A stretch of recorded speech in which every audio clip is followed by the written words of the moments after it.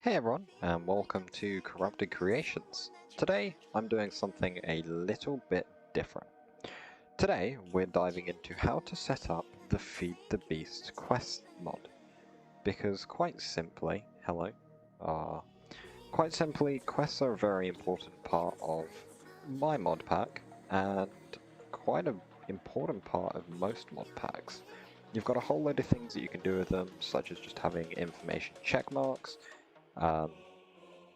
having rewards for doing something simple, locking it behind heading to different dimensions. But first things first, before we get into that, you have one of two ways of getting into the quest menu. First of all, as I've already shown, you can go up here and just click quests, which opens up the entire quest book, or if you're feeling extra snazzy, you can get the actual quest book right here. This is real simple craft. It is literally just a book and some form of stone. So before you go into the quest book, make sure to open up the chat and type in FTB quests editing mode true. Now if this isn't enabled, you won't be able to edit any of the quests. So for example, if I set it to false and go in here, I no longer have the option of adding or removing any of the quests I have. So that has to be enabled for you to do anything. Now when you open the quest book, it will likely show you something that looks like this. Absolutely nothing on the screen, and hello, can I help you? So yeah, when you open the quest book, it will likely show you a completely blank screen with very little on the side. Unless you're playing a mod pack with it all pre-configured, of course. Now over here on the right, there are multiple tabs. So if you hit the add button all the way at the top, which will show two options, chapter group and chapter. Now the difference between the two is a chapter group has this drop down option, which allows you to hide and show any of these chapters that you want to work on. Now we'll get started by adding a new chapter group. We'll call it tutorial, which I've already done here. Now if you wanted to add a new chapter to it, just type in tutorial or whatever you wanted it to be called, and it's made it just here for you. Now we'll go into this one, I'll just delete that one real quick, and head down to the tutorial missions. Now if you wanted to get started with something simple, if you wanted to kill an entity, we'll say zombie, we'll have one zombie, accept that, we'll have the reward be iron, so we'll give the player one piece of iron per zombie. If you wanted to make this mission repeatable, hit edit, go in here, and it should be right here, repeatable quest, true. Now every time I kill a zombie, luckily I have got some willing test subjects over here. We have Dave and Fred in this first section, which are going to be our willing tributes. We'll get a nice netherite sword and we'll enchant it, because enchants are cool. Now let's hit Dave. Thank you very much, Dave. That's that chapter complete. And just like that, we can do it again. So, sorry about this, Fred. And just like that, we've got it again. So as you can see, if you've got it on repeat, you're able to constantly do this. But if you go back in here, hit settings and disable the repeatable quest option, when you kill it, poor Judy, it's completed forever, which is really important difference to learn. Hello zombie. Oh, you're not a zombie. Okay, so we've got zombie and not a zombie right next to one another. Now another important thing to learn about quests is dependencies. So we'll add another one, kill entity, we'll kill, I don't know, 5 zombies, and we'll click OK. We will add a reward of wood again, so we'll hit edit, dependencies, kill, 1 times, and Z. So we've got two options here, so I go with this one, enter. So I now need to kill 5 zombies. So that's 1, and it shows you the percentage of zombies killed, so 20% out of that 1. If I kill not a zombie, you can tell they were lying to me. So we'll go down here to Monster Slayer, Overworld Mobs, and as you can see, it's in action here.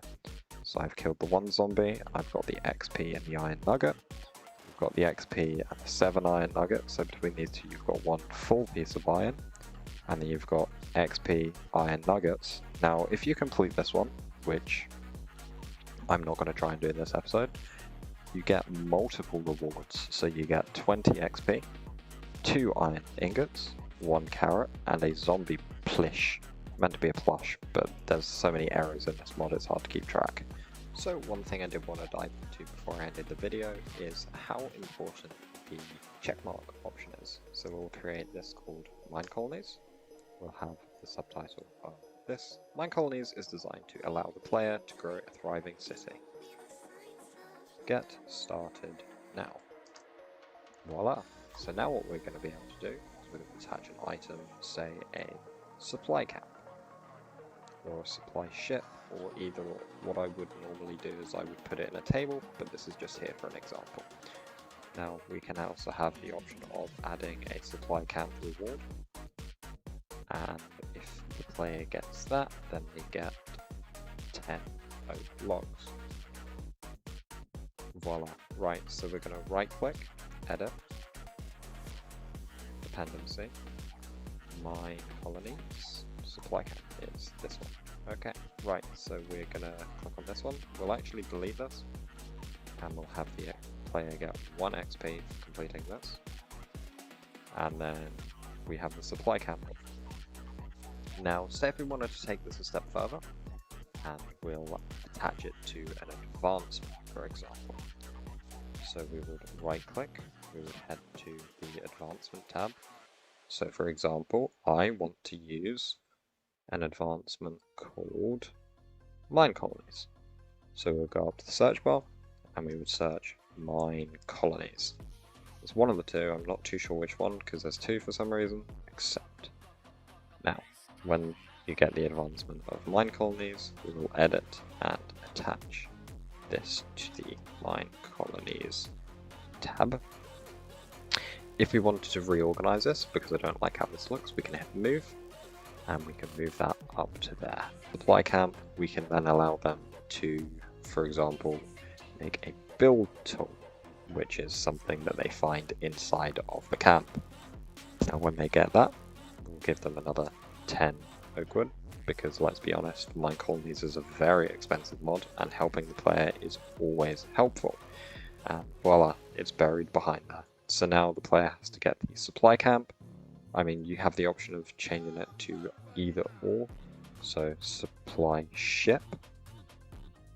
And then I think it is settings.